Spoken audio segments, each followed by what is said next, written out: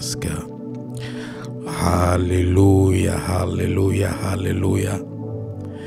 Bien-aimés, soyez tous bénis. Je vous salue au nom tout-puissant de Jésus-Christ de Nazareth. Bienvenue à notre programme Rencontre avec Jésus-Christ, le Sauveur et le Libérateur.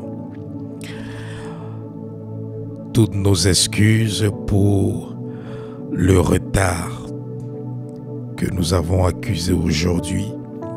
C'était tout simplement dû à certains problèmes techniques. Donc, nous n'avons pas pu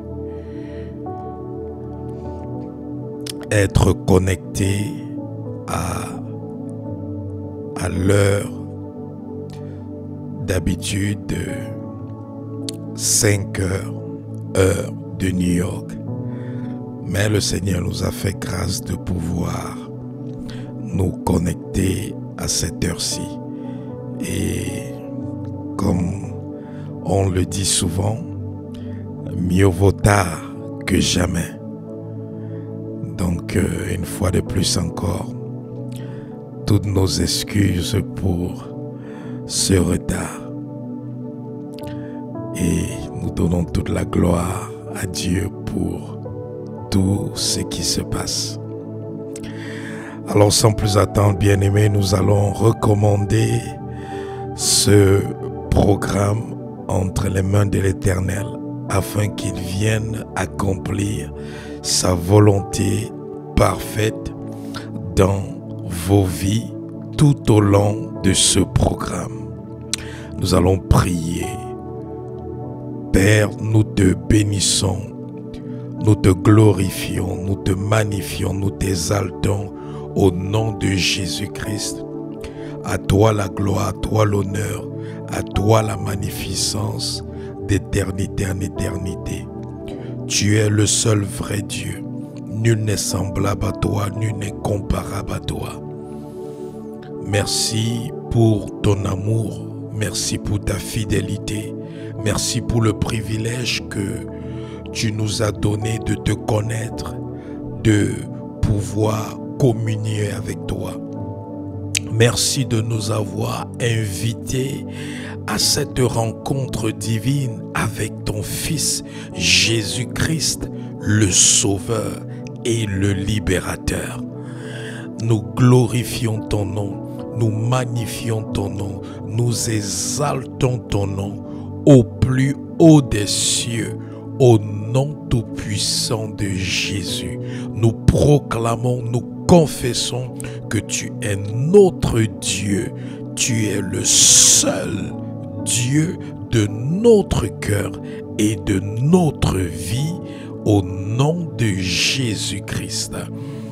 Accomplis en ce moment ta volonté parfaite dans nos vies et que tout ce qui s'oppose à ta volonté parfaite en ce moment tout au long de ce programme soit détruit et anéanti au nom de Jésus. Esprit de Dieu, mets en déroute toute opposition à ce programme au nom de Jésus. Que le sang de l'agneau purifie, sanctifie, sécurise tous les lieux où nous nous trouvons et tous les voies et moyens de communication que nous utilisons au nom tout-puissant de Jésus-Christ. Que ce sang précieux de Jésus assainit toutes choses en ce moment au nom de Jésus-Christ de Nazareth. Jésus, maintenant c'est un moment. Saint-Esprit, agis dans ta plénitude et manifeste ta puissance pour parler au cœur de tes enfants, pour les édifier, pour les restaurer, pour les guérir, pour les délivrer, pour les bénir, pour les élever. Au nom nom de Jésus-Christ, nous avons prié. Amen. Alléluia, alléluia, alléluia, alléluia. Bien-aimés, une fois de plus encore, bienvenue à notre programme Rencontre avec Jésus-Christ, le Sauveur et le Libérateur. Alors aujourd'hui, Jésus-Christ veut te parler. Bien-aimé, sois très attentif. Jésus-Christ veut te parler de l'offense. Surmonter l'offense. Une âme démoniaque. Bien-aimé, l'offense est l'une des âmes démoniaques les plus puissantes que le monde des ténèbres utilise pour disqualifier les enfants de Dieu des promesses de Dieu, pour disqualifier les enfants de Dieu du paradis, pour disqualifier les enfants de Dieu du plan et du but de Dieu pour leur vie, pour disqualifier les enfants de Dieu pour leur destinée. L'offense agit plus puissamment que le péché dans la vie des personnes, parce que l'offense non seulement t'amène aussi à pécher, mais l'offense aussi te maintient dans une condition qui te rend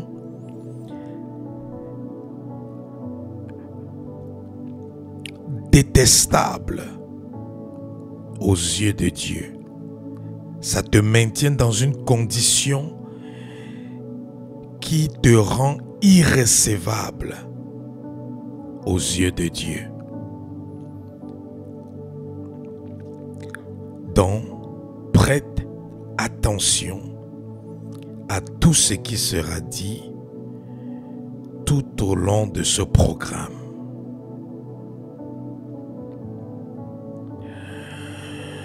Vous devez savoir que même Jésus-Christ a dit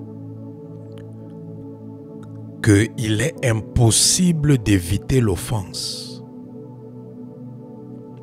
Car quel que soit ce qui se passe dans la vie, quel que soit le type de personne que tu es, tu seras offensé dans la vie. Tu seras offensé par ceux qui t'aiment. Tu seras offensé par ceux qui ne t'aiment pas. Tu seras offensé par des personnes qui te connaissent. Tu seras offensé par des personnes étrangères.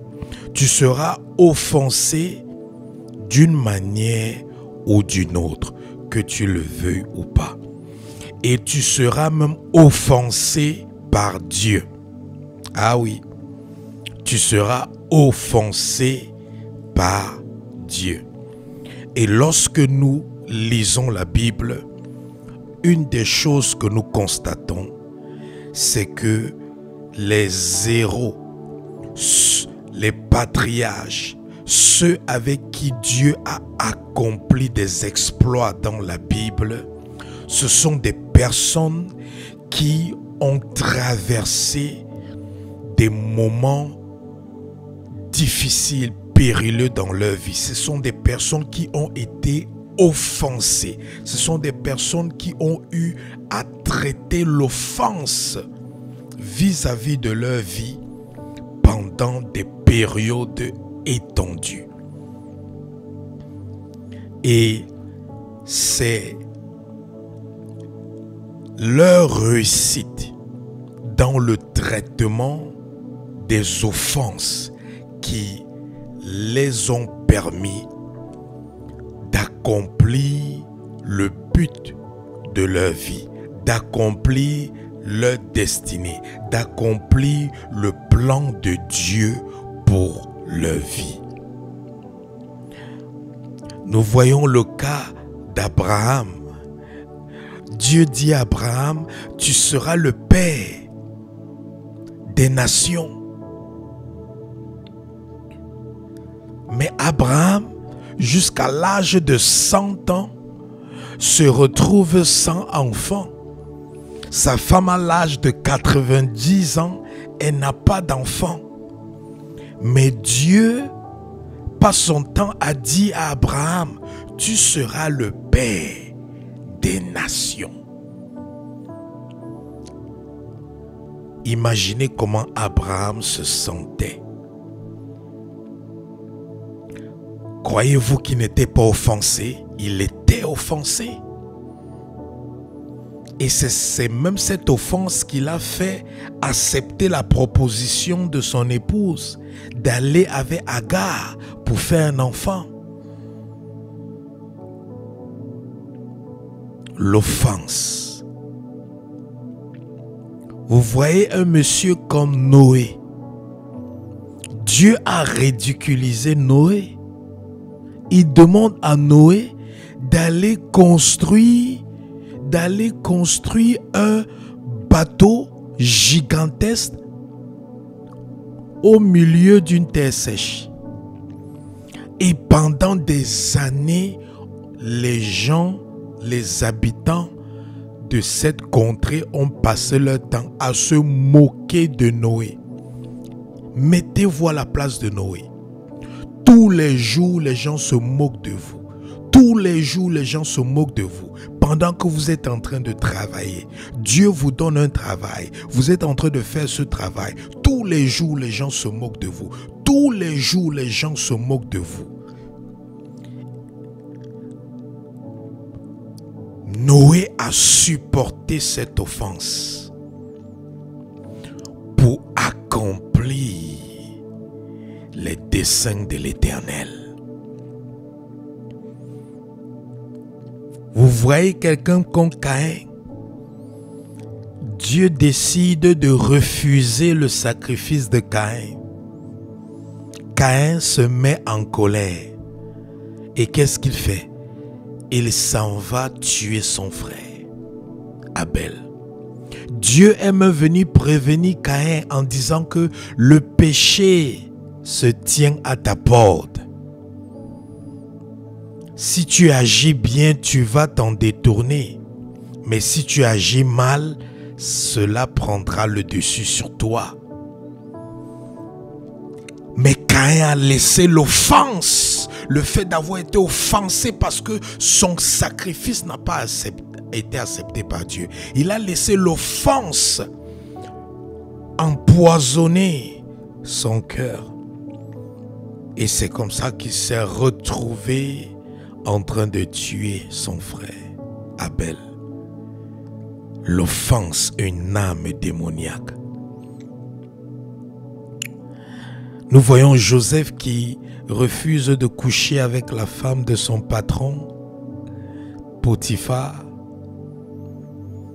Et la femme de son patron décide de l'accuser injustement pour tentative de viol.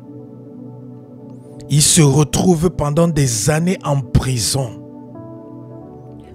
pour un crime qu'il n'a pas commis à cause d'une fausse accusation. Regardez l'offense qu'il a pu supporter. Mais il n'a pas laissé cette offense faire de lui une victime. Il n'a pas laissé cette offense dominer sur lui. Parce que sûrement toi qui m'écoutes, tu as tellement été offensé dans ta vie. Mais sache que tu n'es pas la seule personne qui a été offensée. Sache qu'avant toi, il y a des personnes qui ont aussi été offensées. Et il y a même des personnes qui ont été offensées plus que toi. Parce que toi, on ne t'a jamais mis en prison pendant des années pour un crime que tu n'as pas commis.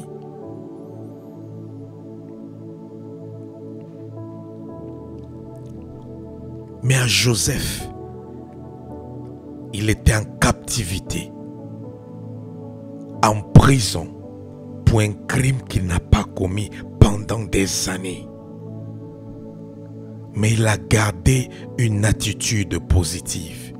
Il a gardé une pensée positive. Il a gardé un cœur positif. Il a gardé une espérance optimiste.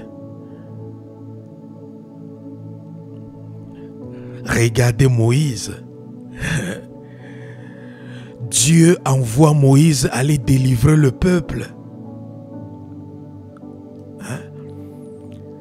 Et quand Moïse arrive en Égypte, Moïse s'en va parler à Pharaon. Et après avoir parlé à Pharaon, après que Moïse ait demandé à Pharaon de laisser le peuple de Dieu partir, vous savez ce que Pharaon va faire? Pharaon augmente le travail des esclaves israélites. Il ordonne qu'ils soient maintenant battus copieusement. Et la vie maintenant des Israélites est devenue plus difficile qu'auparavant. Les conditions de travail sont devenues plus difficiles qu'auparavant. Et qu'est-ce qui s'est passé? Les Israélites commencent à maudire Moïse en disant à Moïse que nous on était esclaves ici. Le joug qui était sur nous était moins lourd. Mais depuis que tu es venu parler à Pharaon, il a ajouté la corvée. Il a ajouté notre joug, le fardeau du joug. Il a rendu nos conditions de vie et nos conditions de travail plus difficiles. Tout ça à cause de toi. Et voilà comment Moïse qui pense qu'il sera accueilli par son peuple. Moïse qui pense que son peuple va l'embrasser. Moïse qui pense que le peuple va être content que lui il vient les délivrer. Moïse se retrouve dans une situation où le peuple qu'il vient délivrer est en train de le maudire. Parce que lui il essaie de délivrer le peuple, mais le peuple le maudit parce que Pharaon a augmenté le corvée. Imaginez l'offense de Moïse. Sûrement toi qui m'écoutes en ce moment, tu t'es retrouvé dans des situations où tu as aidé les gens, où tu étais en train d'aider les gens. Et ces gens que tu as aidés ou les gens que tu es en train d'aider se retrouvent parmi ceux qui te maudissent, se retrouvent parmi ceux qui t'attaquent, se retrouvent parmi ceux qui te diffament, se retrouvent parmi ceux qui te traitent de tous les noms. Alors que tu es celui-là ou celle-là qui est à la brèche pour eux, celui-là ou celle-là qui pourvoyait pour eux, celui-là ou celle-là qui veillait pour eux. L'offense. Vous voyez quelqu'un comme David? Le prophète verse l'huile sur la tête de David et dit à David que je te oins roi. Et David est content que je suis roi. 10 ans après avoir été oint roi dans la maison de son père, Monsieur David vivait dans la forêt comme un fugitif. Imaginez-vous l'offense. Imaginez-vous comment il était offensé.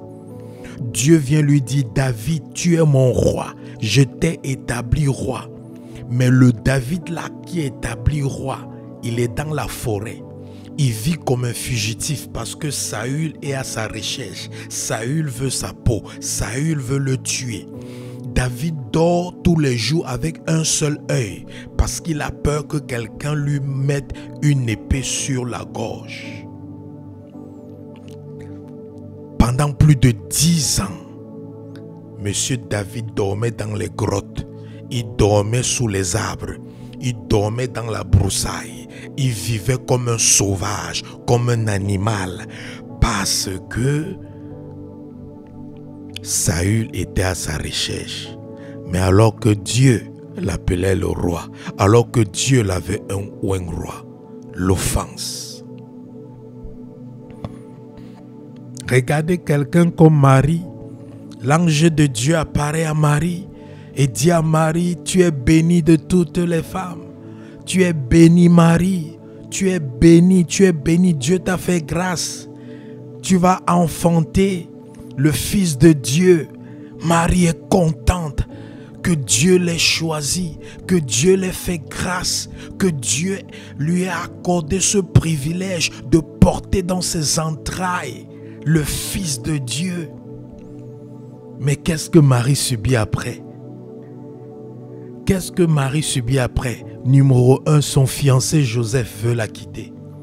Parce qu'il dit que comment cette femme est enceinte alors que lui ne l'a jamais touchée.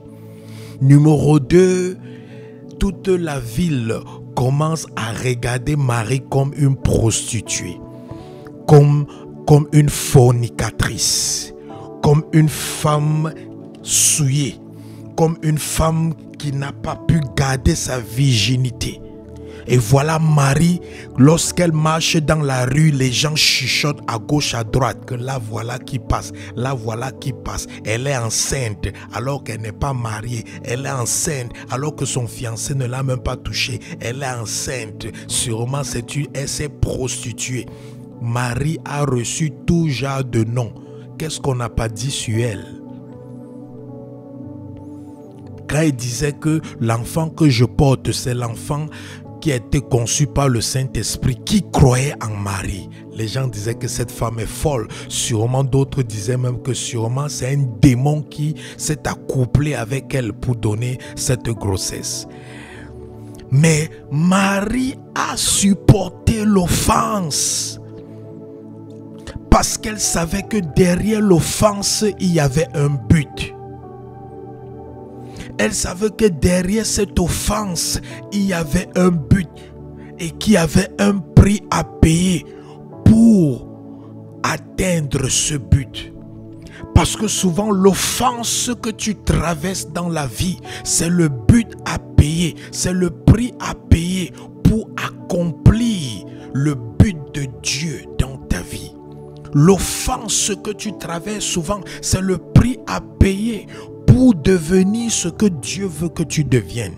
L'offense que tu subis souvent dans ta vie, bien-aimé, c'est le prix à payer pour accomplir la destinée que Dieu a prévue pour toi avant que tu ne sois même conçu dans les entrailles de ta mère. Ah oui, l'offense. L'offense. L'offense. Ah, la Bible nous parle dans le livre de Marc, chapitre 7, du verset 24 au verset 30.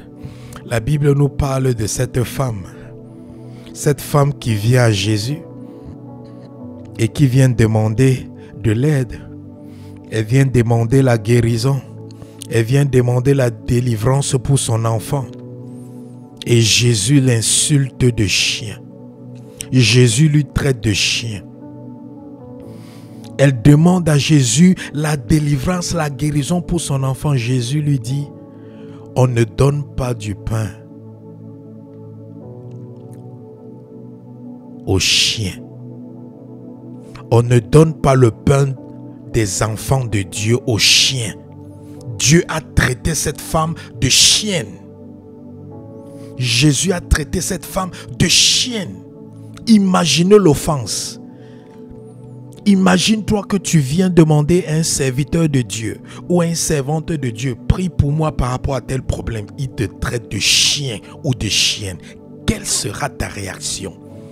Ah oui, ta première réaction sera que, sûrement c'est un faux serviteur de Dieu. Sûrement il n'est même pas appelé. Sûrement c'est un serviteur de Dieu rétrograde. Sûrement l'Esprit de Dieu l'a déjà même quitté. Tu vas professer toutes les paroles, les paroles négatives contre ce serviteur de Dieu. Sans savoir que l'offense là, c'était le prix à payer pour toi pour avoir ta délivrance. Et c'est ça que cette femme a compris. Cette femme a dit à Jésus, ah oui Jésus, tu as raison. C'est vrai qu'on ne donne pas le pain des enfants de Dieu aux chiens. Mais il faut savoir que même lorsque vous les enfants de Dieu, vous mangez le pain, les miettes tombent au sol. Et nous les chiens, on a quand même le droit de venir manger les miettes qui sont tombées au sol.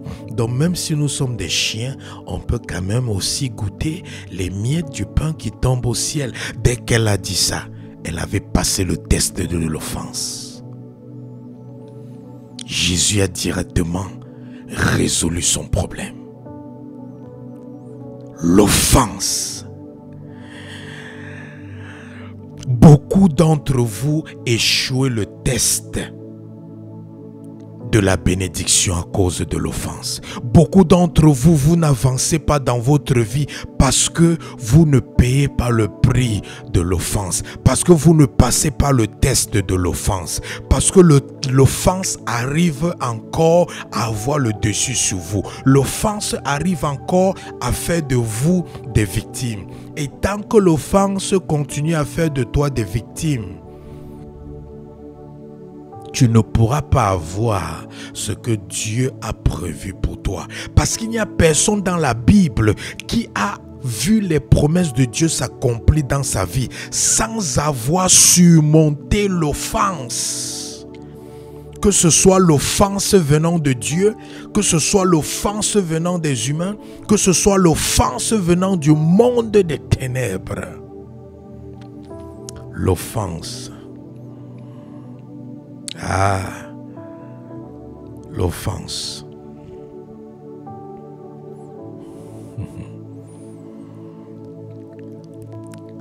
Regardez Jésus-Christ qui a passé son temps à dire: rendez visite aux prisonniers, rendez visite à ceux qui sont en prison. Mais bizarrement, le même Jésus qui nous dit de rendre visite à ceux qui sont en prison, lorsque Jean-Baptiste était en prison, il envoie quelqu'un aller parler à Jésus. Jean-Baptiste se disait que si Jésus là est le Messie qui devait venir, Jésus là va lui faire sortir de prison. Mais regardez la réponse que Jésus donne au serviteur de Jean-Baptiste. Il dit au serviteur de Jean-Baptiste: va dire à Jean-Baptiste que les aveugles voient, les boiteux marchent. La bonne nouvelle est annoncée aux perdus. Les perdus sont sauvés. Voilà la réponse qu'on amène à Jean-Baptiste. Je suis sûr que Jean-Baptiste en prison était en train de se poser la question que mais comment Jésus-Christ avait toute son onction, toute sa puissance, il ne vient même pas intervenir pour que je sorte de prison.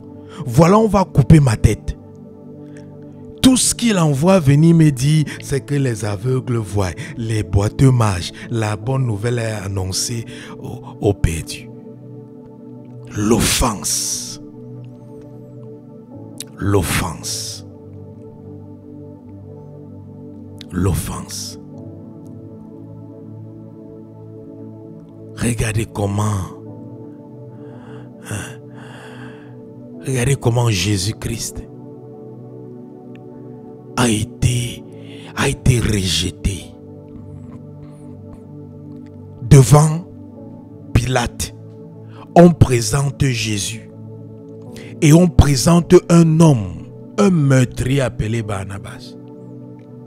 Un homme qui a commis des meurtres, un homme qui a assassiné de sang-froid plusieurs personnes. On le présente devant le peuple. Tout le peuple sait que ce monsieur-là, c'est un tueur des humains. On présente Barnabas. On présente Jésus. On demande au peuple: qui est-ce que vous choisissez? Le peuple crie d'une voix unanime, qu'il préfère Barnabas le tueur à la place de Jésus. Jésus qui guérissait les malades. Jésus qui délivrait les captifs, qui ouvrait les yeux des aveugles, Jésus qui bénissait les pauvres. Il préfère ce meurtrier-là, que ce meurtrier soit relâché et que Jésus soit tué ou exécuté à la place de ce meurtrier. Imaginez-vous l'offense de Jésus. Imaginez-vous comment Jésus a été offensé. Mais ça n'a pas empêché Jésus d'aller sur la croix. Et même lorsque Jésus est sur la croix, il commence à se moquer de lui. Les soldats qui étaient sous la croix disent, mais si tu es le Fils de Dieu, sauve-toi. Sauve-toi. Si tu dis que tu es le roi, sauve-toi et sauve ton peuple. Un des brigands qui était crucifié aux côtés de Jésus a dit à Jésus, mais toi tu es quel Dieu? Toi tu faisais beaucoup de bavardage là dehors en disant que tu es le Fils de Dieu. Mais si tu es le Fils de Dieu, comment toi-même tu n'arrives pas à te sauver? Regardez toutes ces offenses. Mais Jésus-Christ a surmonté l'offense. Parce que l'offense, bien aimé, c'est ce qui va amener beaucoup, c'est ce qui peut amener beaucoup d'enfants de Dieu en enfer. Parce que le diable va se rassurer que tu sois offensé. Si possible même tous les jours. Le diable va se rassurer que tu sois offensé. À chaque fois que le diable aura une occasion, il va t'offenser. Il va utiliser les gens qui te connaissent pour t'offenser. Il va utiliser même les gens qui ne te connaissent pas pour t'offenser. Mais pour te faire le plus de mal, tu sais qui le diable va utiliser pour t'offenser? Il va utiliser les gens que tu aimes. Ah oui. Parce que l'offense fait plus mal quand c'est quelqu'un que tu aimes qui t'offense. Quand quelqu'un que tu n'es pas... quelqu'un avec qui tu n'es pas très close, quelqu'un avec qui tu n'es pas très rapproché, quelqu'un que tu ne connais pas, quelqu'un que tu n'aimes pas, t'offense. Ça peut te déranger, mais comme certaines personnes disent, ça te laisse à 37 ans. Les effets de ça sont vraiment légers.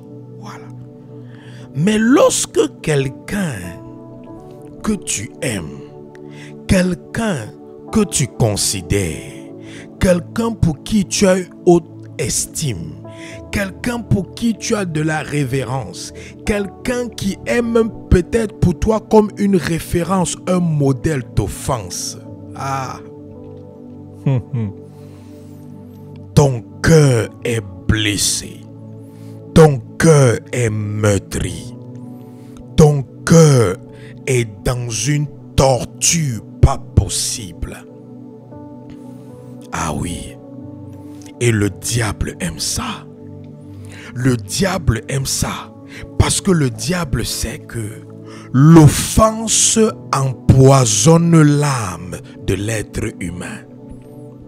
Parce que lorsque nous sommes offensés, nos émotions et nos sentiments sont affectés. Lorsque nous sommes offensés, nos émotions et nos sentiments sont affectés. Et nos émotions et nos sentiments siègent dans notre âme. Et nous savons que notre âme est le siège de notre personnalité. Donc, lorsque le diable veut détruire ta vie, détruire ton âme, il va t'offenser. Il va amener les gens à t'offenser. Il va utiliser les personnes qui sont autour de toi, qui sont vulnérables pour t'offenser. C'est de cette manière que vous allez voir au temps de Jésus-Christ, le diable a utilisé beaucoup l'apôtre Pierre pour offenser Jésus. Au point où, à un moment donné, quand l'apôtre Pierre parle à Jésus, Jésus se retourne et dit « Satan, arrière de moi. Satan, quitte derrière moi. » Alors que c'est monsieur Pierre qui le parlait. Ça veut dire que qui était en train d'offenser Jésus? Jésus, par la vue spirituelle, avait compris que ce n'était pas Pierre qui l'offensait, mais c'était l'esprit qui animait Pierre qui était en train de l'offenser. Et Jésus a compris que il fallait qu'il ne cède pas à cette offense et qu'il adresse, qu'il traite l'esprit qui est en train d'affecter Pierre. Et c'est pour ça que Jésus se retourne et il dit « Satan, arrière de moi », alors qu'il est en train de s'adresser à Pierre. Mais il parlait à Satan qui influençait Pierre en ce moment. Nous voyons aussi même Jésus-Christ qui à un moment donné était frustré. À un moment donné, il était frustré.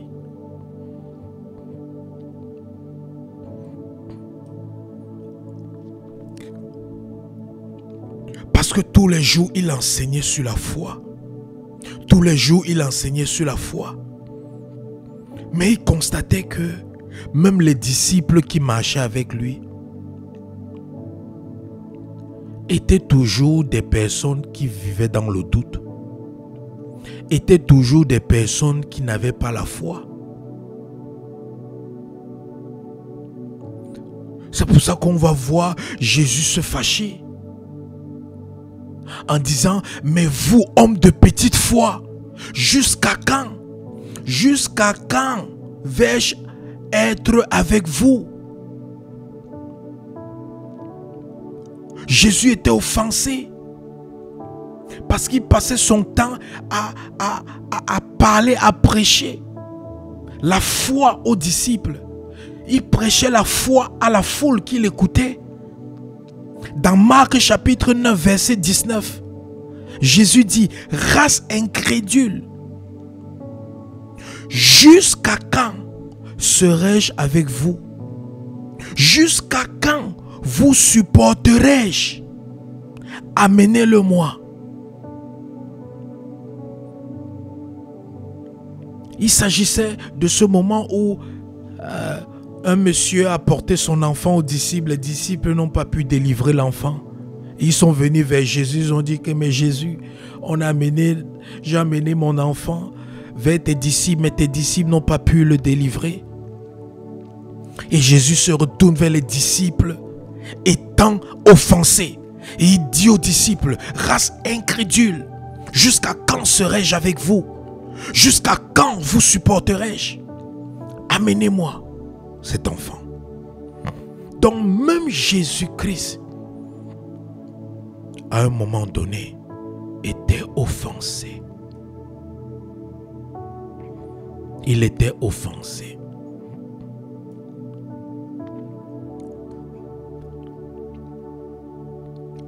Et il a confronté ceux qui l'ont offensé.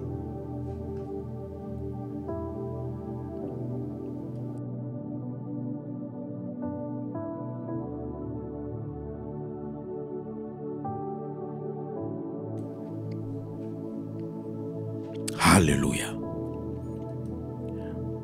Bien-aimé, écoute ceci.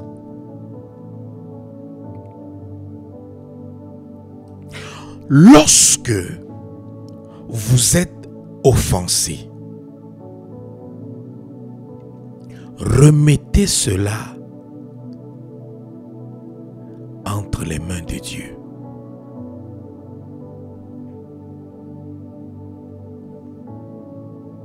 Lorsque vous êtes offensé, remettez cela entre les mains de Dieu.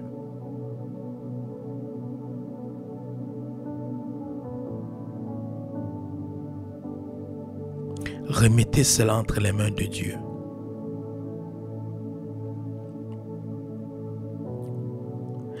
Et ne soyez pas ou ne devenez pas une victime de l'offense.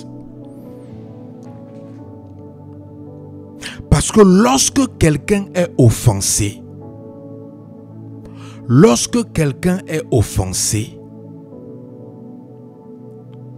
cette personne n'est pas encore une victime de l'offense. Lorsqu'on t'offense, tu es énervé, tu es dans tous tes états. En ce moment-là, tu n'es pas encore victime de l'offense. Tu deviens maintenant victime de l'offense lorsque tu laisses maintenant l'offense empoisonner ton cœur ou ton âme et fait grandir en toi la racine de l'amertume. À ce moment-là, tu deviens une victime et un esclave de l'offense. Et Satan est content en ce moment.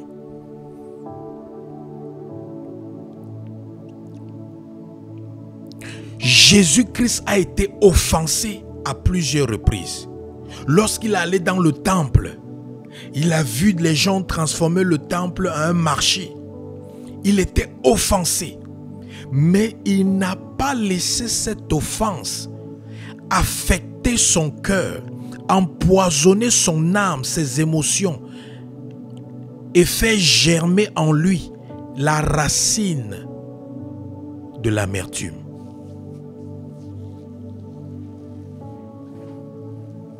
Et c'est pour ça qu'il a été capable de continuer à faire l'œuvre à laquelle Dieu l'avait appelé.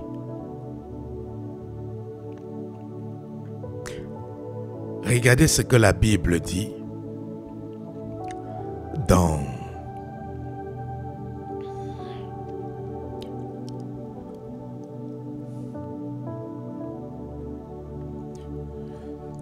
le livre de Proverbes.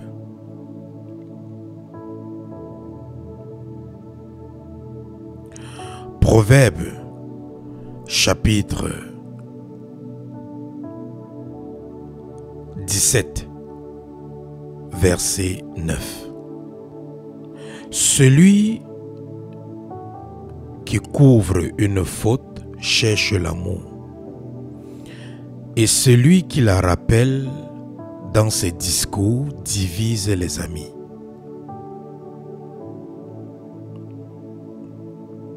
L'offense t'amène à rappeler aux gens les erreurs.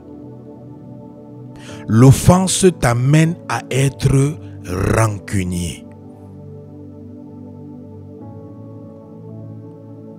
L'offense fait de toi une personne qui recherche la guerre. Parce que celui qui recherche l'amour ne rappelle plus dans ses discours les fautes commises contre lui. Lorsque tu es victime de l'offense, quand l'offense a empoisonné ton cœur,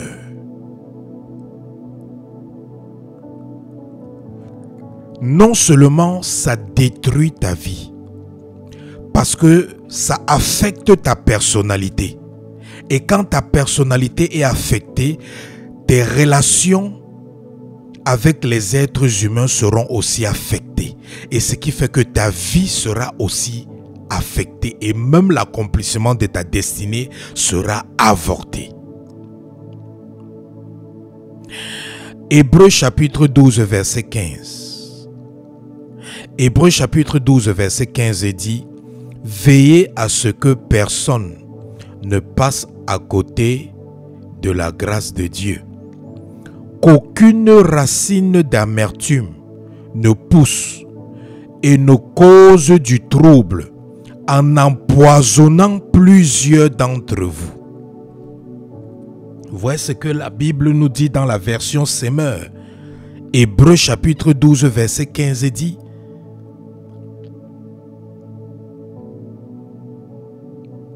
ça dit veillez à ce que personne ne passe à côté de la grâce de Dieu. Veillez à ce que aucune racine ne pousse et ne cause du trouble en empoisonnant plusieurs d'entre vous. L'offense, le diable suscite l'offense pour t'empoisonner. Pour empoisonner ta vie. Et c'est pour ça que beaucoup de gens sont aigris dans leur vie. Beaucoup de gens sont amers parce qu'elles ont été offensées. Beaucoup de gens sont aigris par rapport à la réussite des autres parce qu'elles ont été offensées par leurs échecs. D'autres sont aigris par rapport au mariage des autres parce qu'ils sont affectés par l'offense qu'ils ont expérimentée dans l'échec dans leur mariage. Vous allez voir des gens qui sont aigris par rapport à la vie des autres parce que lorsqu'ils regardent à leur vie, les choses n'avancent pas. Et ces personnes se retrouvent offensées. Tu peux prêcher l'évangile à quelqu'un qui ne connaissait pas Dieu. Et cette personne à qui tu prêches l'évangile, tu vois comment Dieu commence à bénir cette personne même plus que toi. Au point où toi qui as annoncé l'évangile à cette personne, toi qui as amené cette personne en Christ, c'est toi qui te retrouves en train maintenant d'aller demander de l'aide à cette personne pour subvenir à tes besoins. Alors que cette personne était plus misérable que toi. Mais après que toi tu l'aies prêché l'évangile, en quelque temps Dieu élève la personne là même plus que toi. Dieu donne à cette personne là ce que toi ça fait plus de 15 ans que tu le demandes. Quand tu vois des choses comme ça, qu'est-ce qui se passe? Le diable vient dans ton cœur et te dit, tu vois ton Dieu que tu pries là, il n'est pas gentil. Ton Dieu que tu pries là, il n'est pas honnête. Ton Dieu que tu pries là, il est partial. Avec les autres, il fait comme ça, mais avec toi, tu vois comment il fait. Et toi, tu restes réfléchi. Ça fait des années, je suis en Christ. Ça fait des années, je suis dans le Seigneur. Mais regarde ma vie et regarde ce que Dieu fait dans la vie des autres. Seigneur, est-ce que tu existes vraiment? Vraiment, est-ce que tu écoutes mes prières? Et voilà comment, à cause de l'offense, le découragement commence. Tu cesses de prier, tu cesses de jeûner, tu cesses de servir Dieu, tu cesses même d'aller à l'église. Tu cesses parce que tu es offensé. Je me rappelle de cette dame qui m'a dit, elle a donné sa vie à Christ quand elle était très jeune. Mais à plusieurs fois, elle est rentrée dans le monde. Et elle a dit que la raison pour laquelle elle est rentrée dans le monde, c'est que quand elle donnait sa vie après avoir donné sa vie à Christ, quand elle décidait de marcher dans les voies de Dieu, tout d'un coup, c'était comme si les hommes n'avaient plus son temps. Les hommes ne la regardaient même plus. Les hommes ne la considéraient même plus. Les hommes ne la saluaient même plus. Elle était là comme si elle était dégoûtante aux yeux des hommes. Et dès que elle constatait ça, elle relâchait son engagement dans le Seigneur.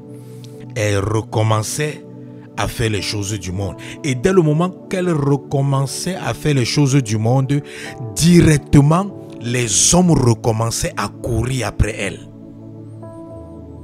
Et c'est comme ça que à plusieurs fois, elle était un pied dedans, un pied dehors. Il y avait des moments elle était dans le Seigneur, des moments elle était dans le monde. Des moments elle était dans le Seigneur, des moments elle était dans le monde. Parce qu'à chaque fois qu'elle venait dans le Seigneur, plus aucun homme ne l'adressait la parole. Si elle était engagée dans le Seigneur pendant 1 an, je dis pendant 1 an, aucun homme ne va venir lui faire la cour.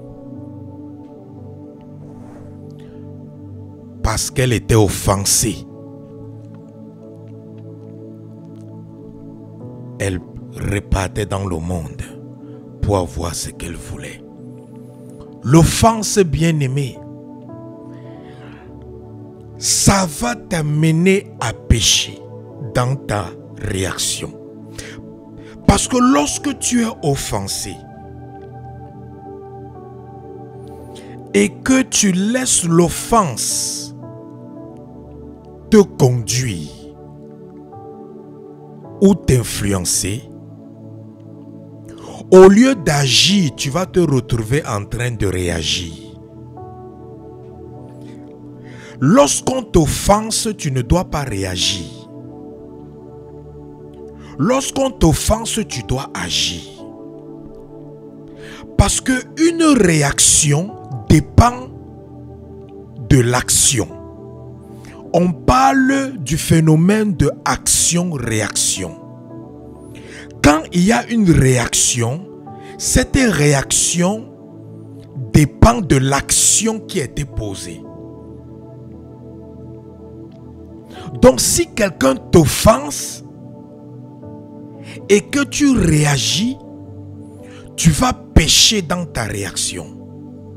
Parce qu'à chaque fois que tu réagis sous l'effet de l'offense, tu vas te retrouver en train de pécher, que tu veuilles ou pas.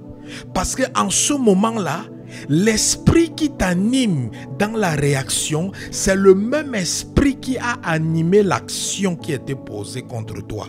Ou c'est le même esprit qui a animé la personne qui a posé l'action contre toi. Et c'est comme ça que le démon travaille.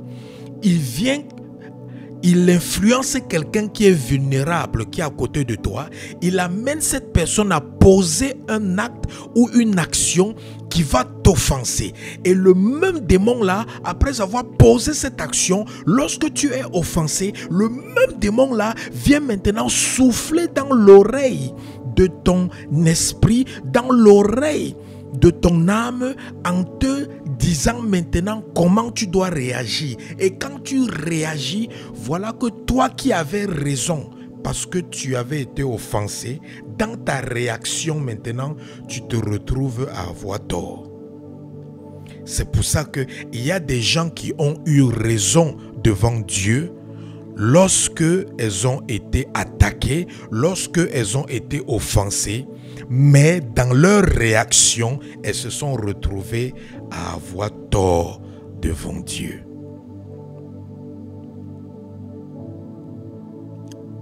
Tu dois savoir que l'offense a un but dans ta vie. L'offense a un but dans ta vie. Et Dieu permet l'offense. Le diable utilise l'offense pour nous détruire, mais Dieu permet l'offense pour nous bâtir.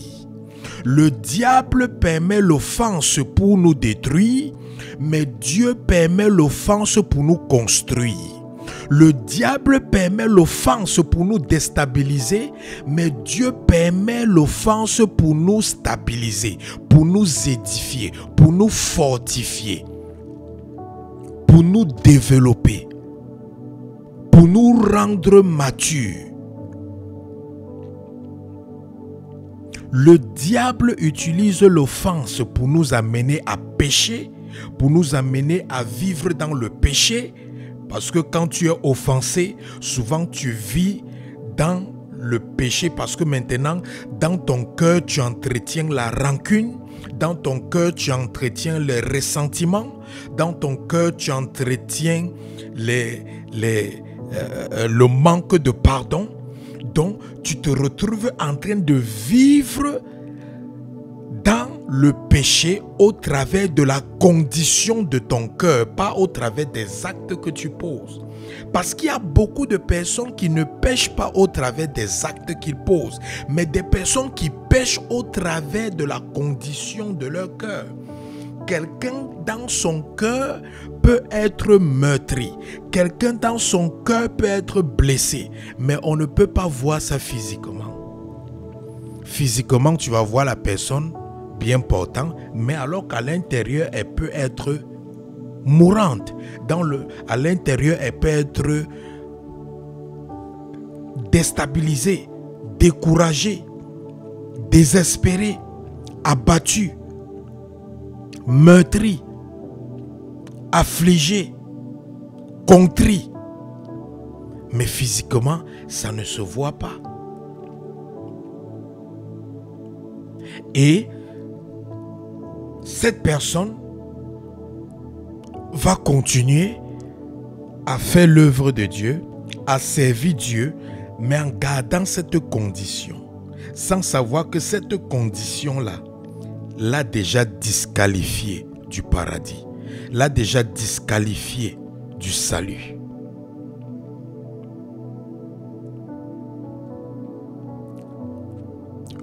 L'offense a un but dans ta vie.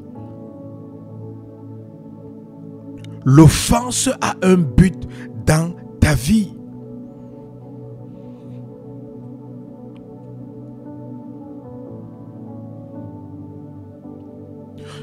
Vous voyez Jésus-Christ, en raison de sa confiance en Dieu, il a accepté l'offense. Il s'est laissé trahir. Il s'est fait rejeter. Il s'est laissé humilier. Il s'est laissé torturer à mort. Parce qu'il avait mis sa confiance en Jésus, en Dieu le Père. Parce qu'il savait que c'était le prix à payer. Qu'il fallait supporter les crachats. Qu'il fallait supporter cette offense pour être glorifié sur la croix. Il le savait. Donc, lorsque tu es dans l'offense, lorsque tu es offensé, tu peux décider de t'apitoyer sur ton sort, de pleurer, de te morfondre, de te culpabiliser, ou alors tu peux décider de faire confiance en Dieu pour arranger toutes choses au temps ou au moment opportun. Et quel que soit le temps que ça prendra pour l'Éternel d'arranger ou de résoudre le problème, tu dois rester patient. Patient ou patiente dans l'attente. Bien que cela ne va pas sembler juste pour toi parce que tu es offensé. Mais sache que l'offense a un but. Il y a un but derrière l'offense. Bien-aimés, les offenses sont ce qui démontre ou prouve que nous sommes morts en nous-mêmes. Comment sauras-tu que tu es mort en toi-même si tu n'es pas offensé? Comment sauras-tu que tu es mort en toi-même si ce que tu aimes, ce que tu as aidé, ce que tu aides t'offense? Nous savons que Dieu est réellement amour. Pourquoi? Parce que malgré que nous l'avions offensé, il n'a pas cessé de nous aimer. Comment est-ce que Dieu nous a prouvé son amour? Il est écrit dans la Bible que même lorsque nous étions rebelles, il nous aima. La Bible dit qu'il nous aima le premier. Ça veut dire que avant que nous ayons commencé à aimer Dieu, Dieu avait déjà commencé à nous aimer. Donc même lorsque nous étions les ennemis de Dieu, Dieu nous aimait déjà.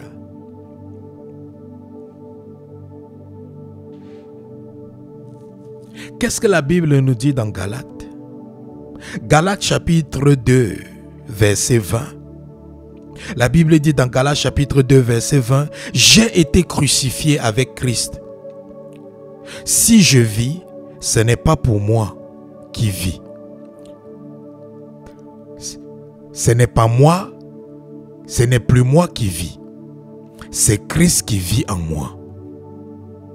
Si je vis maintenant dans la chair, je vis dans la foi au Fils de Dieu, qui m'a aimé et qui s'est livré pour moi-même. » Alléluia. Si je vis, ce n'est plus moi qui vis, c'est Christ qui vit en moi. J'ai été crucifié avec Christ. Si je vis. L'offense va te démontrer que tu es vraiment crucifié avec Christ. Parce que quand tu es crucifié avec Christ, tu vas supporter l'offense comme Christ a supporté. Supporter l'offense ne veut pas dire qu'on consent. Supporter l'offense ne veut pas dire qu'on est OK avec ceux qui nous offensent. Supporter l'offense ne veut pas dire qu'on donne le feu vert aux gens de nous offenser.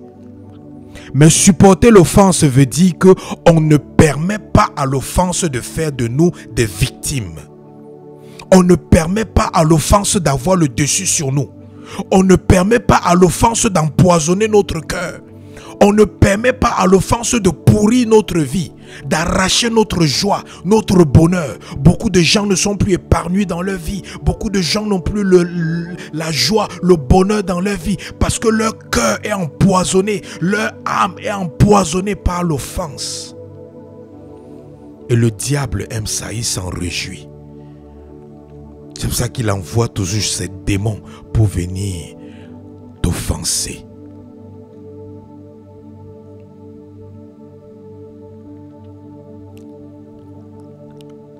Que faire quand tu es offensé? Première des choses à faire quand tu es offensé. Que dois-tu faire? La première recommandation à toute personne qui est offensée, c'est de faire quoi? C'est de se passer de cette offense. Ouais. C'est-à-dire ignorer l'offense. Tu vas dire, mais comment tu me dis d'ignorer? Oui. C'est pour ceux qui ont atteint la maturité spirituelle. Lorsqu'ils sont offensés, ils se passent de l'offense et ils ignorent l'offense. Lis ta Bible, Proverbes chapitre 19, verset 11. Qu'est-ce que la Bible dit? Proverbes chapitre 19, verset 11. Ouvre ta Bible. Proverbes chapitre 19, verset 11. L'homme qui a de la sagesse est lent à la colère, et il met sa gloire à oublier les offenses. Hein? Comprenez? L'homme qui a de la sagesse est lent à la colère, et il met sa gloire à faire quoi? À oublier les offenses, à se passer des offenses. Ouais. La version Semeur de Proverbes chapitre 19 verset 11. Proverbes chapitre 19 verset 11. La version Semeur dit: la raison de l'homme lui fait retenir sa colère, et sa gloire c'est de se passer par-dessus l'offense. Alléluia. La raison de l'homme lui fait retenir sa colère. C'est-à-dire un homme qui a de la raison, un être humain qui a de la raison retient sa colère. Et sa gloire c'est quoi? La gloire d'un homme qui a la raison, la gloire d'un homme qui n'est pas insensé, c'est quoi? C'est de se faire passer par-dessus l'offense. C'est-à-dire il ignore l'offense. tu viens de l'offenser, ça l'énerve. Il passe dessus. Il enlève ça dans son cœur. Il passe dessus. Il continue son quotidien. Quelqu'un t'insulte. Tu passes au-dessus de cette insulte. Tu continues. Quelqu'un se moque de toi. Tu passes dessus cette moquerie. Tu continues. Quelqu'un te dénigre. Tu passes dessus, tu continues. Quelqu'un mal parle contre toi. Tu passes dessus, tu continues. Quelqu'un te diffame. Quelqu'un t'accuse injustement. Tu passes dessus.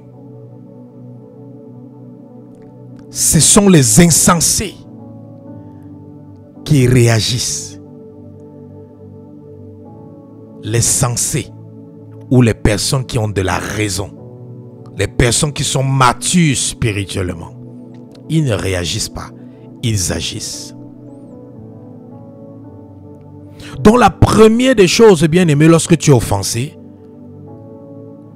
pas la première des choses, la chose que tu peux faire, qui est la plus recommandée, c'est de te passer de l'offense.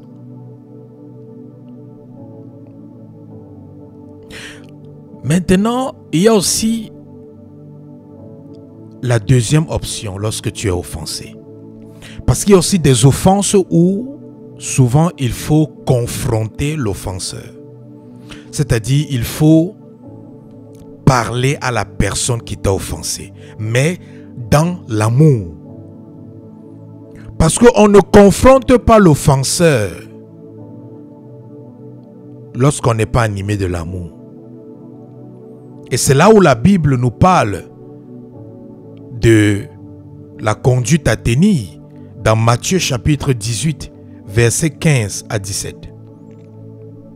Qu'est-ce que la Bible nous dit dans Matthieu chapitre 18, versets 15 à 17? Matthieu chapitre 18, versets 15 à 17 dit: si ton frère s'est rendu coupable à ton égard, va le trouver en tête à tête et convainc-le de sa faute. S'il t'écoute, tu as gagné ton frère. Verset 16. S'il ne t'écoute pas, prends avec toi une ou deux personnes pour que toute affaire se règle sur les déclarations de 2 ou de 3 témoins. S'il refuse de les écouter, dis à l'église. S'il refuse aussi d'écouter l'église, considère-le comme un païen et un collecteur d'impôts. Donc, Dieu ici nous donne la conduite à tenir. Dans les cas où tu veux confronter la personne qui t'a offensé, la Bible dit que tu dois le faire dans l'amour. Tu dois le faire dans l'amour. Si tu le fais dans la colère, si tu le fais dans un esprit de haine, ça ne peut pas marcher. Donc si quelqu'un t'a offensé, la Bible dit que la première des choses, avant d'aller parler à gauche à droite, va d'abord parler avec la personne. Si la personne maintenant ne veut pas t'écouter,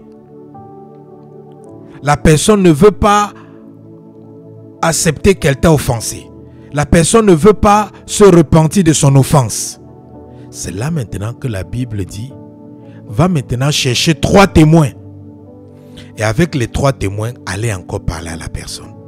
Si la personne ne veut toujours pas vous écouter, elle ne veut pas se repentir, la Bible dit que amène le problème à l'église. Et si la personne ne veut toujours pas se repentir, la Bible dit qu'à ce moment, considère la personne comme un païen, comme un infidèle.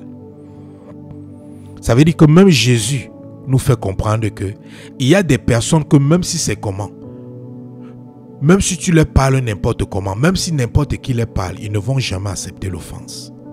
Ils ne vont jamais accepter qu'ils t'ont offensé.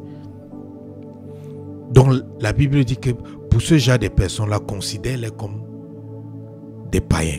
Considère-les comme des personnes qui ne connaissent pas Dieu. Mais Dieu donne un ordre. Lorsque tu es offensé. Mais aujourd'hui, lorsque quelqu'un est offensé, directement la personne va aller peut-être dans les réseaux sociaux, directement la personne va aller dans les journaux, directement la personne va aller dans les chaînes de télévision, directement la personne va aller partout, partout dans le quartier bavader parce qu'une personne l'a offensé. Non. La Bible dit que quand quelqu'un t'offense, va d'abord individuellement parler à tête avec la personne. Et si maintenant la personne ne veut pas se repentir ou s'excuser, là maintenant apporte 3 témoins. Si la personne ne veut pas, présente à l'église. La personne ne veut pas, ok, considère que cette personne est déjà vendue, est déjà vendue au diable.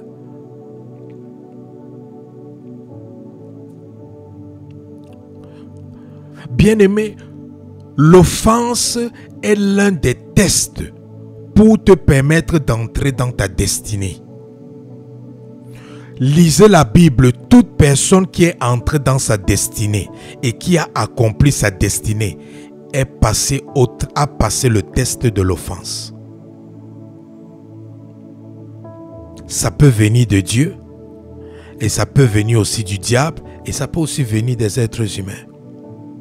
L'offense peut venir de plusieurs personnes. Regardez le peuple de Dieu qui est sorti de l'Égypte. Qu'est-ce que la Bible a dit? La Bible dit que Dieu leur conduit au désert. Afin de faire quoi? Afin de prouver leur cœur.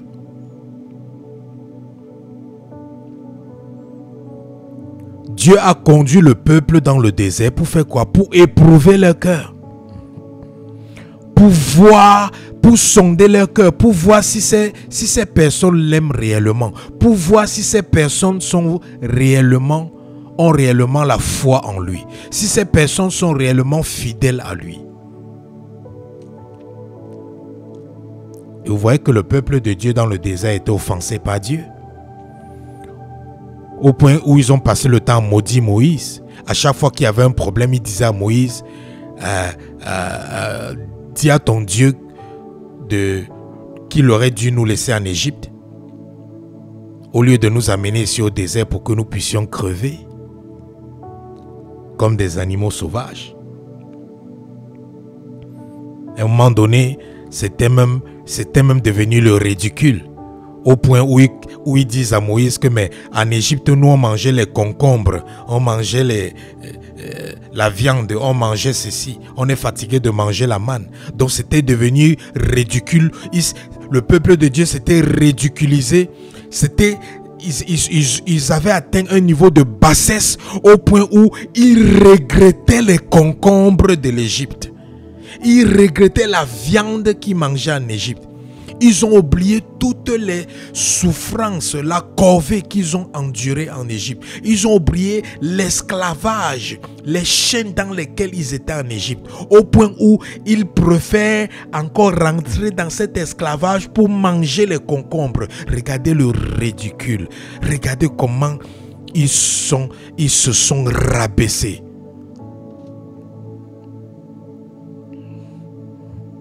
L'offense. Et regardez comment le peuple de Dieu a offensé Moïse. Quand ils ont commencé à avoir soif, ils sont venus maudire Moïse. Et Moïse allait voir Dieu. Il a dit à Dieu que mais voilà le peuple qui est encore en train de me maudire parce qu'ils ont besoin de boire de l'eau. Et Dieu dit à Moïse, Moïse, parle au rocher. Et de ce rocher sortira de l'eau qui va abreuver le peuple. Et Moïse, sous l'effet de l'offense,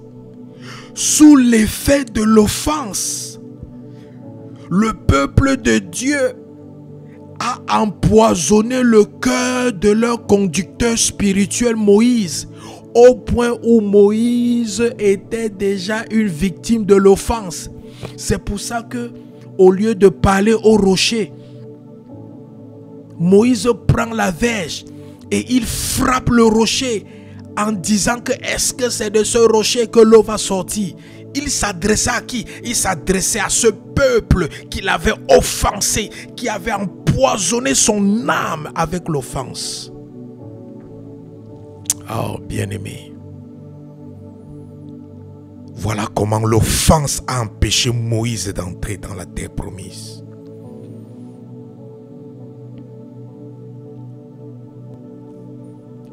Le diable, bien-aimé, le diable envoie les démons pour t'offenser.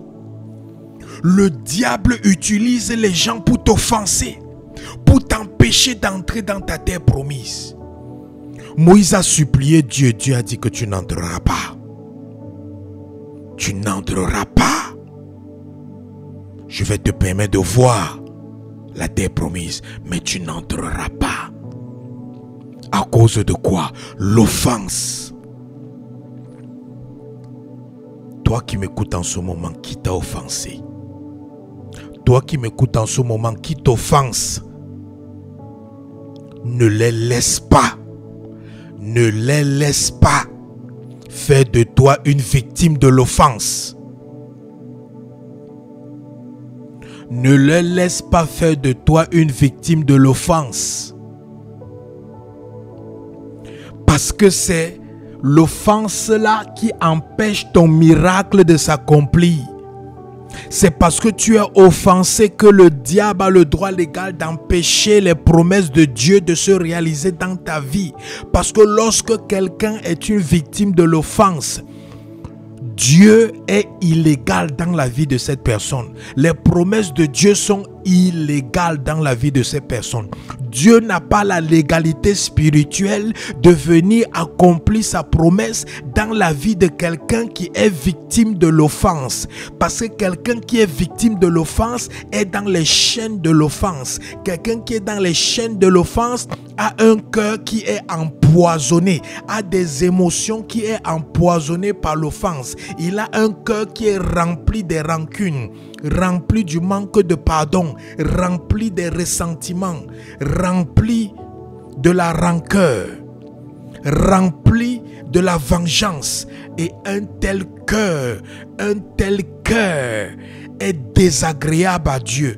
Un tel cœur souille la vie d'un être humain. Un tel cœur souille l'âme de quelqu'un. Un tel cœur est irréceptif par Dieu.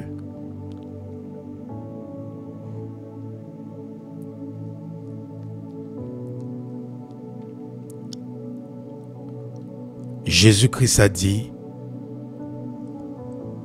nous serons offensés. Jésus-Christ a dit, nous serons offensés.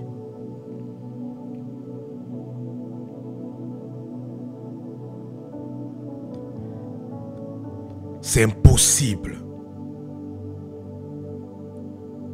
C'est impossible d'échapper à l'offense.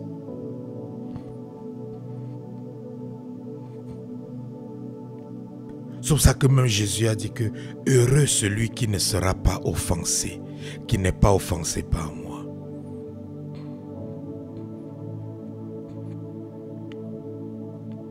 Heureux celui qui n'est pas offensé par moi.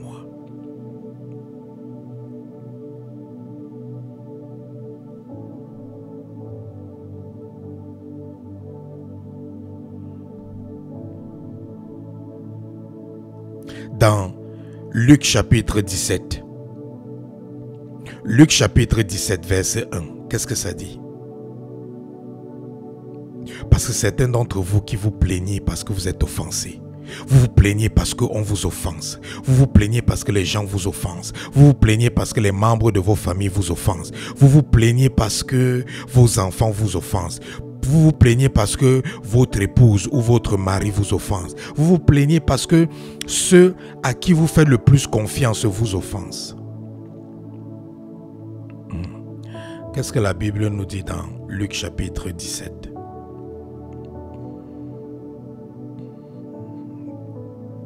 Luc chapitre 17. Lisons le verset 1. Luc chapitre 17, verset 1. C'est Jésus-Christ qui est ici en train de parler. Regardez ce que Jésus dit. Luc chapitre 17, verset 1. Jésus dit à ses disciples, il est impossible qu'il n'arrive des scandales. Il est impossible qu'il n'arrive des offenses. Mais malheur à celui par qui ils arrivent.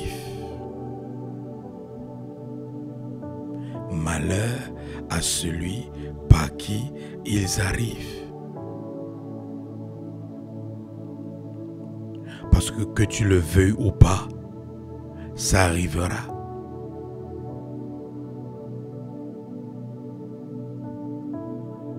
On sera offensé, bien-aimé. Mais nous ne devons pas céder. À chaque fois que tu es offensé, souviens-toi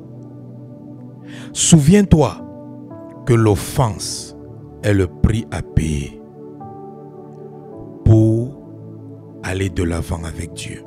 Souviens-toi que l'offense est le prix à payer, est le test à passer pour être élevé par Dieu. Parce que Dieu élève ceux qui ont passé le test de l'offense.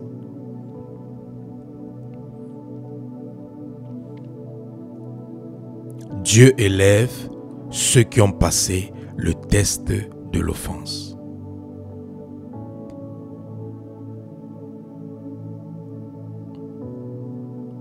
Donc, lorsque tu es offensé, bien-aimé, remets cela à Dieu. Remets cela entre les mains de Dieu. Remets cette offense entre les mains de Dieu. Remets parce que lorsqu'on est offensé, on a mal au cœur. Remets ça entre les mains de Dieu. Numéro 2, demande à Dieu la sagesse pour gérer l'offense. Demande à Dieu la sagesse pour gérer l'offense, parce qu'on ne gère pas toute offense de la même manière, parce que les offenses sont différentes. Et on est offensé par des différentes personnes. Donc, on gère les offenses d'une manière différente. On gère les offenses par rapport à la personne qui t'offense et par rapport aussi à l'offense qui est faite contre toi.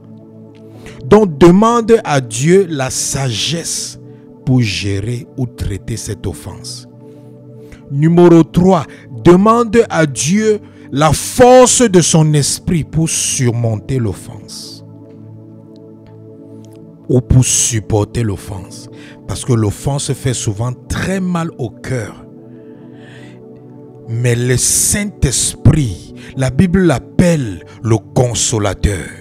La Bible l'appelle le consolateur parce qu'il a la capacité de consoler ton cœur. Il a la capacité d'enlever le fardeau dans ton cœur. Il a la capacité de guérir la blessure dans ton cœur. De guérir ton âme. Il a la capacité de donner l'antipoison, l'antidote du poison qui a empoisonné ton âme. Donc demande à Dieu que son esprit fortifie, t'aide à surmonter et à supporter l'offense. Numéro 4. Demeure patient ou patiente et continue à avancer dans ta vie avec foi et confiance que Dieu agira au temps opportun et que Dieu te justifiera au temps opportun.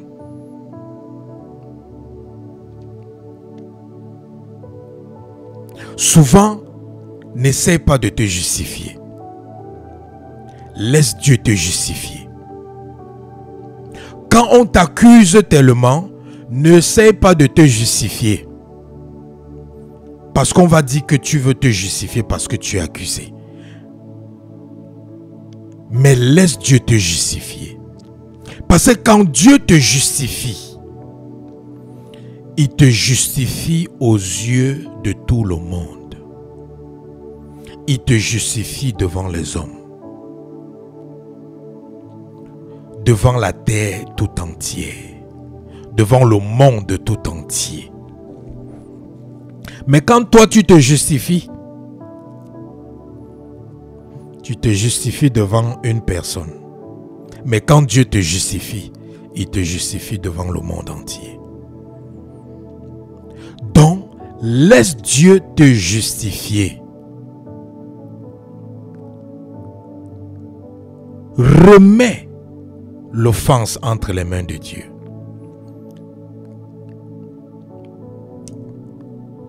Quand vous lisez la vie de David, toute sa vie, ce monsieur a été offensé.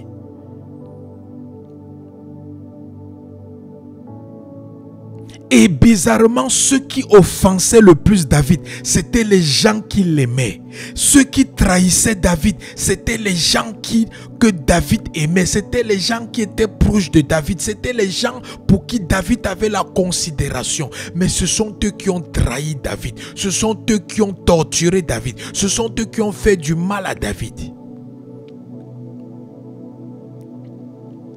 Vous voyez quelqu'un comme Joab, l'homme de main de David, le chef d'état-major de l'armée de David, depuis quand David n'était pas roi jusqu'à ce qu'il était devenu, Joab était son bras droit. Mais c'est ce Joab qui allait s'allier avec un enfant de David pour tuer David, pour détrôner David. L'offense.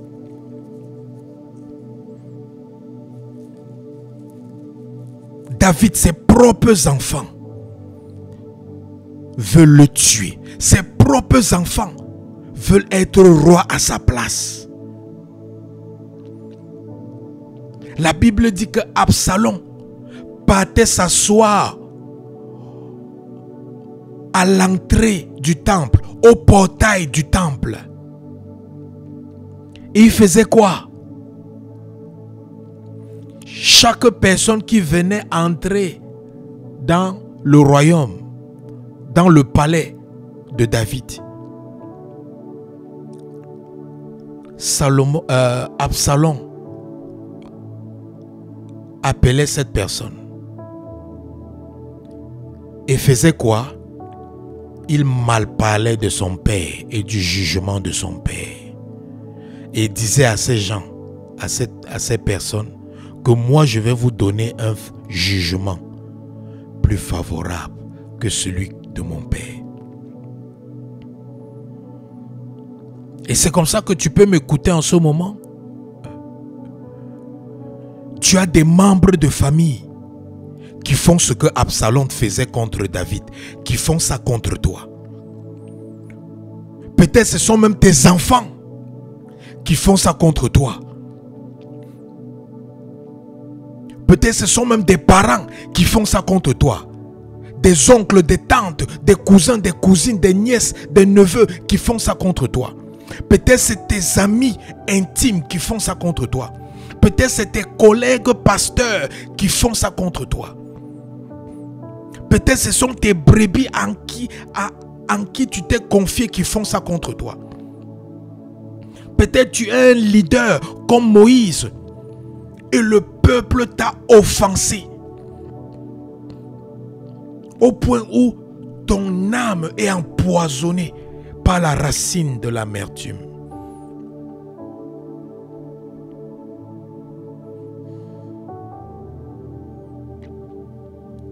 Dieu te dit, Jésus-Christ te dit, venez à moi, vous qui êtes chargés et fatigués, et je vous donnerai du repos pour vos âmes. Je vais ôter votre fardeau et je mettrai sur vous mon joug. Mon joug n'est pas difficile. Mon joug n'est pas pénible, mon joug n'est pas lourd, mais mon joug est léger. Et toi qui m'écoutes en ce jour, Jésus dit, donne-lui l'offense qui est dans ton cœur. Donne-lui l'offense qui est dans ton cœur. Donne-lui l'offense qui est dans ton cœur. Il veut décharger ton cœur de cette offense. Jésus veut décharger ton cœur de cette offense maintenant. Jésus veut décharger ton âme qui a été polluée par l'offense. Jésus dit en ce moment, donne-lui l'amertume qui est dans ton cœur. Donne-lui le ressentiment qui est dans ton cœur. Donne-lui toutes les rancunes qui sont dans ton cœur. Donne-lui tout le manque de pardon qui est dans ton cœur. Jésus dit, donne-lui ça ce matin. Et si tu le lui donnes, il va mettre sur toi son joug qui est doux et léger. Et son joug, c'est sa joie, son amour, son bonheur, sa paix qui surpasse tout entendement et qui garde les cœurs en Christ.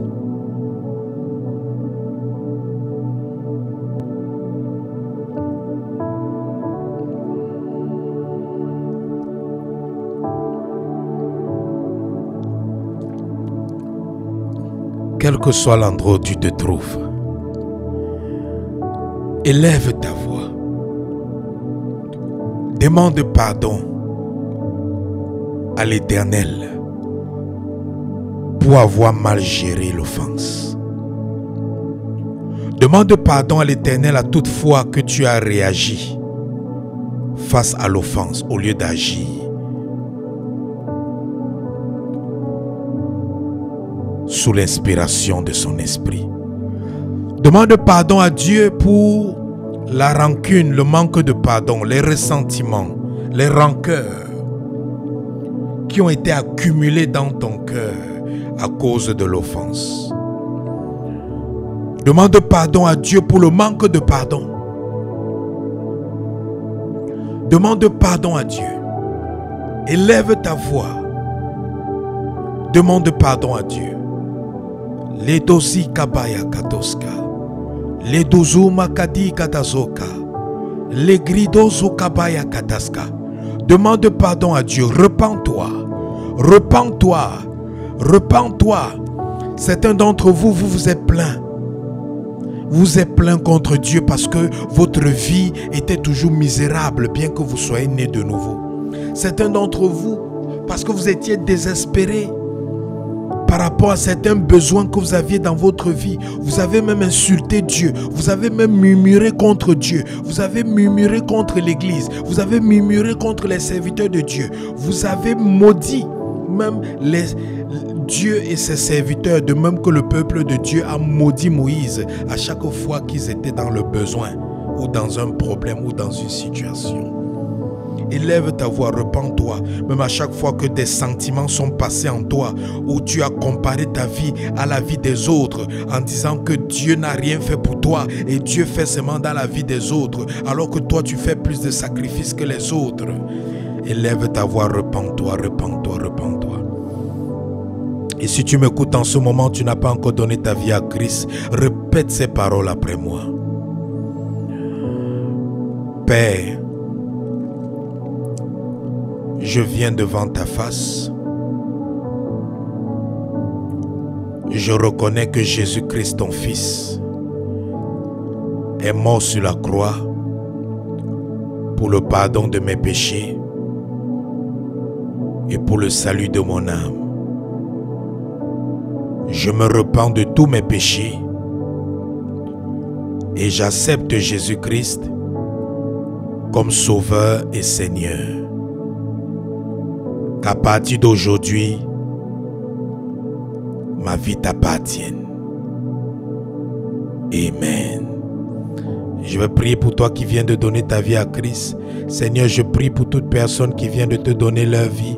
Accorde-leur la grâce de t'aimer, de te servir et de toujours te chercher. Qu'ils restent dans tes milices jusqu'au jour où tu viendras les prendre pour les amener au ciel avec toi.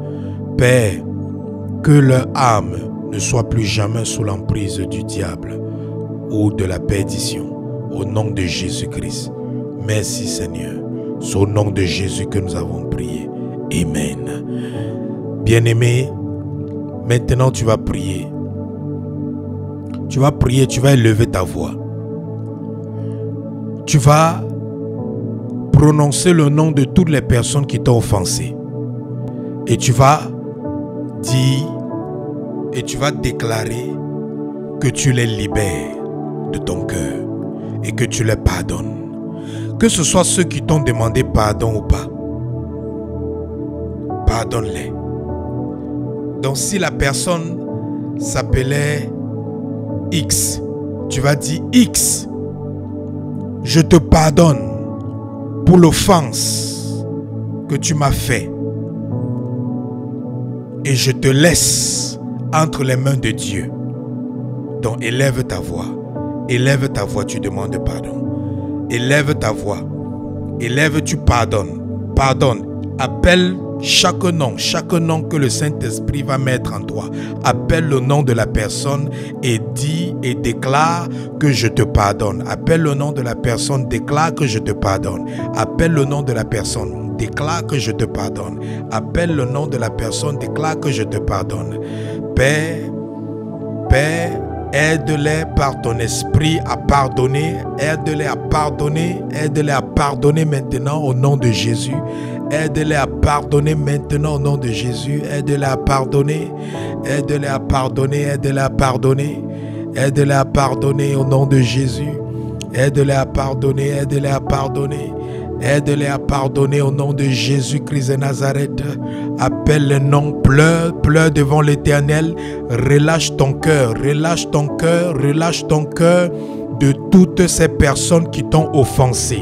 Appelle-les par leur nom et déclare que tu leur pardonnes au nom de Jésus. Appelle-les par leur nom, déclare que tu leur pardonnes au nom de Jésus. Appelle-les par leur nom et déclare que tu leur pardonnes. Qu'il t'ait demandé pardon ou pas, qu'il se soit excusé ou pas, toi pardonne-les au nom de Jésus. Pardonne-les au nom de Jésus. Pardonne-les au nom de Jésus. Car quand tu leur pardonnes, ça ne veut pas dire que tu consentis avec le mal qu'ils t'ont fait. Quand tu leur pardonnes, c'est pour que toi-même tu sois conforme à la parole de Dieu. C'est pour que toi-même tu ne sois pas rejeté par Dieu. C'est pour que toi-même tu ne sois pas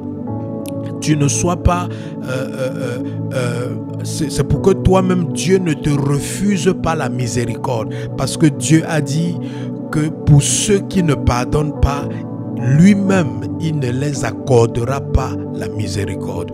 Donc pardonne-les afin que toi-même tu puisses aussi obtenir miséricorde sur ta vie et sur ta destinée. Pardonne-les au nom tout-puissant de Jésus. Pardonne-les au nom tout-puissant de Jésus. Pardonne-les au nom tout-puissant de Jésus-Christ de Nazareth. Amen. Maintenant tu vas prier. Tu vas parler maintenant à ton cœur. Tu vas commander à ton cœur de rejeter toutes les rancunes, tous les ressentiments, toutes les rancœurs, tout ce qui est dans ton cœur, qui a meurtri ton cœur, tout ce qui est dans ton cœur, toute pensée, qu'à chaque fois que tu t'en souviens, ça te cause, ça t'amène des douleurs pénibles. Élève ta voix.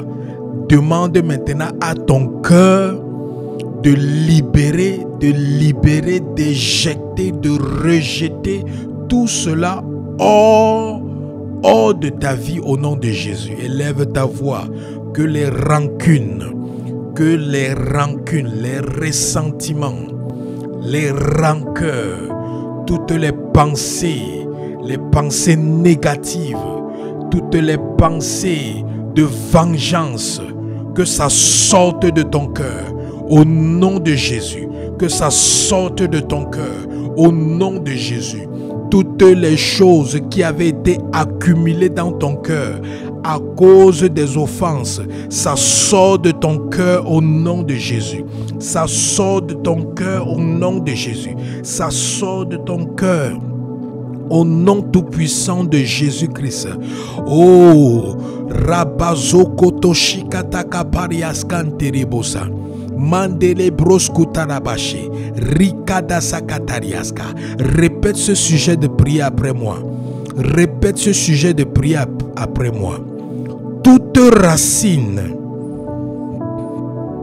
d'amertume, de ressentiment, de vengeance, de rancœur dans mon cœur, soyez déracinés et consumés par le feu au nom de Jésus. Toute racine de rancune, de ressentiment, de rancœur, de vengeance, soyez déracinés dans mon cœur et consumés par le feu au nom de Jésus. Soyez déracinés et consumés par le feu au nom de Jésus. Soyez déracinés et consumés par le feu au nom de Jésus. Soyez déracinés et consumés par le feu au nom de Jésus. Soyez déracinés, soyez déracinés, soyez déracinés, soyez déracinés, soyez déracinés et consumés par le feu au nom de Jésus. Toutes les racines d'amertume, prenez feu, prenez feu, prenez feu, prenez feu, soyez embrasés au nom de Jésus. Les racines du manque de pardon, soyez embrasés au nom de Jésus. Les racines de la rancune, de la rancœur, de la vengeance, soyez consumés par le feu au nom de Jésus. Soyez consumés par le feu au nom de Jésus. Je décrète et je déclare, la vengeance sort de ton cœur. La rancune sort de ton cœur. La rancœur sort de ton cœur. Rikoto sokoto. La haine sort de ton cœur. Rokota zakateke regedezo. Rakato zokoto zakatakata. Lekre katakato koroto sokoto. Rikato koto sokoto korokata. Rekata zeketeke regetosko. Zikorobo shikatarabasa. Mandele broska. Au nom de Jésus-Christ, nous avons prié. Amen. Maintenant, tu vas dire, Saint-Esprit, restaure mon âme, restaure mon cœur. Au nom de Jésus. Priez, Saint-Esprit, restaure mon cœur, restaure mon âme. Au nom de Jésus, restaure les cœurs, restaure les âmes de toute personne qui m'écoute en ce moment. Au nom de Jésus, Saint-Esprit, restaure, restaure le cœur, restaure les âmes, restaure le cœur, restaure les âmes, restaure le cœur, restaure les âmes, restaure le cœur, restaure les âmes, restaure le cœur, restaure les âmes, au nom tout-puissant de Jésus-Christ de Nazareth. Maintenant, tu vas prier.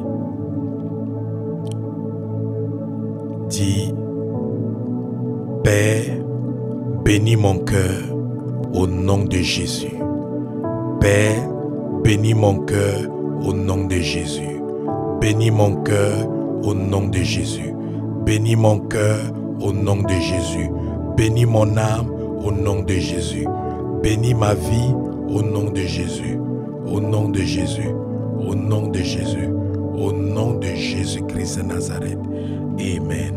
Je vais prier pour toi. Père, je prie pour toute personne qui m'écoute en ce moment. Je décrète et je déclare qu'elles ne seront plus jamais une victime de l'offense au nom de Jésus.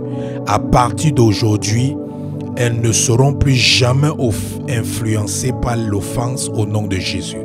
Même s'il les arrive d'être offensées, elles ne permettront plus jamais à l'offense de pouvoir les empoisonner et de faire pousser une racine d'amertume, de vengeance, de manque de pardon, de ressentiment ou de rancœur dans leur cœur, dans leur âme, dans leur vie, au nom tout-puissant de Jésus-Christ de Nazareth. Je prie, Seigneur, que toutes les portes qui étaient fermées dans leur vie à cause de l'offense soient réouvertes maintenant au nom de Jésus. Que l'élévation qui leur manquait, l'élévation dont l'offense bloquait dans leur vie soit maintenant manifeste et se concrétise dans leur vie au nom tout-puissant de Jésus-Christ de Nazareth. Père, je prie maintenant que toutes les opportunités, toutes les grâces qui n'étaient pas manifestes dans leur vie à cause de l'offense soient manifestes maintenant au nom de Jésus-Christ, au nom de Jésus-Christ, au nom de Jésus-Christ, au nom de Jésus-Christ. Que s'il y a des domaines où ils doivent faire la rétribution, que tu les révèles ces domaines individuellement au nom tout-puissant de Jésus, au nom tout-puissant de Jésus, au nom tout-puissant de Jésus, que la joie de ton esprit envahit leur cœur, envahit leur vie, que ton bonheur soit manifeste dans leur cœur, dans leur vie, dans leur maison, dans leur foyer, au nom tout-puissant de Jésus, et que tous les personnes autour d'eux, que le monde des ténèbres utilise pour les offenser, que l'esprit qui influence ces personnes soit exposé et soit consumé par ton feu au nom de Jésus, au nom de Jésus-Christ de Nazareth. Père, je te recommande ce week-end et cette semaine à venir. Sois avec ton peuple, que toute personne malade en ce moment soit guérie, toute personne qui était malade à cause de ce que l'offense a créé en elle, reçoit ta guérison maintenant au nom de Jésus. Que toute personne qui est oppressée par les démons, je chasse ces démons hors de ta vie maintenant au nom de Jésus. Que toute personne qui a besoin du travail reçoive le travail maintenant au nom de Jésus. Que tous ceux qui ont besoin du mariage soient connectés à leur partenaire divin ou divine maintenant au nom tout-puissant de Jésus-Christ de Nazareth. Je prie pour tous les mariages qui sont dans des difficultés, que le prince de paix Jésus-Christ soit établi dans ces mariages, que la paix puisse régner à 100% au nom tout-puissant de Jésus-Christ de Nazareth. Saint-Esprit, marche au devant de ton peuple pendant toute cette semaine à venir, ce week-end, soit à l'arrière et à l'avant-garde, mais en déroute tout ce qui va se lever contre eux au nom de Jésus, qu'ils vivent dans la victoire totale dans tout ce qu'ils vont entreprendre tout au long de ces jours au nom tout-puissant de Jésus-Christ. Je prie pour une protection divine autour d'eux jusqu'au prochain programme de rencontre avec Jésus-Christ, le Sauveur, le Libérateur de 5 heures de New York. Père, que tes anges campent autour d'eux au nom de Jésus-Christ de Nazareth. Merveilleux Maître, souviens-toi de tous ceux qui ont des procès en justice. Accorde-leur ta faveur de pouvoir réussir au nom tout-puissant de Jésus. Béni sois-tu, Seigneur, pour toutes choses.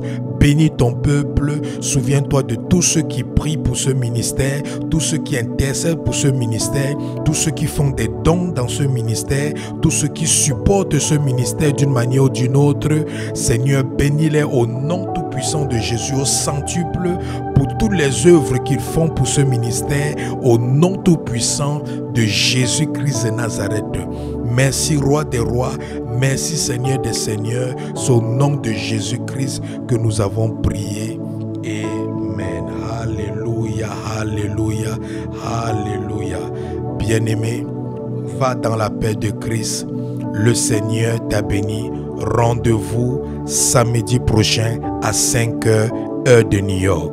quel que soit ce qui t'arrive, ne sois plus jamais une victime de l'offense. Sache que quelqu'un peut être offensé, mais ça ne veut pas dire que cette personne est victime de l'offense. Tu deviens une victime de l'offense lorsque tu permets à l'offense de souiller ton âme, de souiller ton cœur et de faire grandir la racine de l'amertume, de la vengeance, de la rancune, de la rancœur, de la haine dans ton cœur.